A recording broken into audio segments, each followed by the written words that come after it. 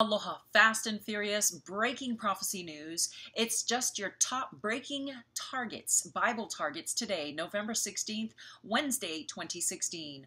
Riots in Athens over President Barack Obama's visit to the Greek capital.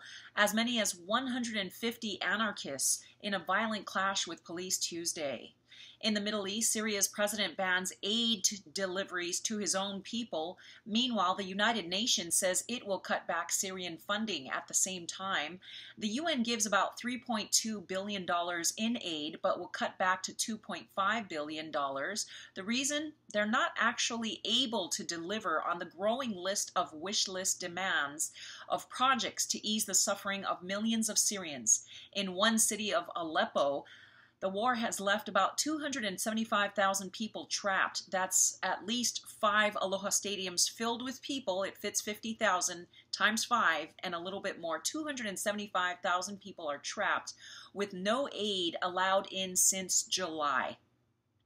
The Food and Agricultural Organization, it's an international aid organization, says 80% of households in Syria lack food or the money to buy it.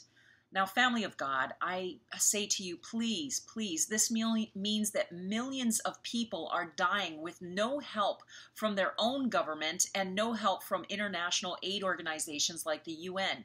Please pray for Syria, and if you are able to give, go to SamaritansPurse.org. They help Syrian people in many ways, including getting them shoes for their feet as millions flee on foot, and warm winter clothing as winter is now here. Again, that's SamaritansPurse.org, and you can give a Christmas gift instead of giving it to someone who has everything here in America. Give it to somebody who's fighting for life today in Syria. In related news, Russia hit Syrian city of Aleppo just yesterday with cruise missiles. According to U.S. military officials, it's an ongoing strikes that are happening now with Russian fighter jets that just arrived, launching from an airbase along Syria's coast in the new airstrikes.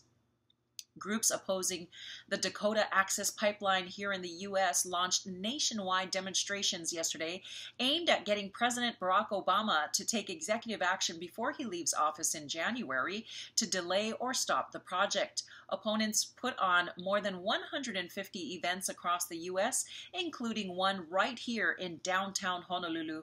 I saw you. A federal judge is sentencing 3 of 9 Minnesota men for trying to join ISIS. 2 21-year-old men were sentenced yesterday, 2 days ago, to 10 years and 2.5 years in prison, respectively. 20-year-old Abdullahi Yusuf avoided additional jail time and will serve 20 years supervised release. Bottom line, keep your eyes on the prize. Jesus returning in the skies. Aloha.